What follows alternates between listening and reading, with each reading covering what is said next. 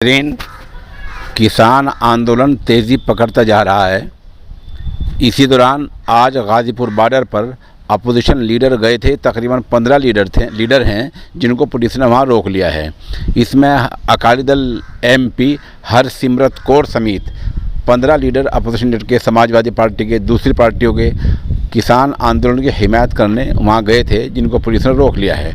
उधर अब ये इत्तला मिली है कि काफ़ी रुसवाई के बाद पुलिस ने कीलें उखाड़नी शुरू कर दी हैं और पुलिस की तरफ से ये बताया गया है कि आम आदमी के लिए रास्ता बनाने के लिए ऐसा किया गया है। उधर किसान 6 फरवरी की तैयारी कर रहे हैं कि 6 फरवरी को पूरे मुल्क में चक्का जाम होना है। इसके साथ साथ आपको बतला दें कि मगरबी उत्तर प्रदेश के ज़िला शामली में जहां महापंचायत होंगे गांव भैंसवाल में, वहां इंतज़ामिया ने कहा कि दफ़ा 144 नाफिज कर दी है और किसानों को जो महापंचायत करनी थी उसकी इजाज़त नहीं दी गई है। लेकिन साथ ही किसानों ने साफ कर दिया है कि महापंचायत होनी है। अब देखना ही है कि कल क्या होना है।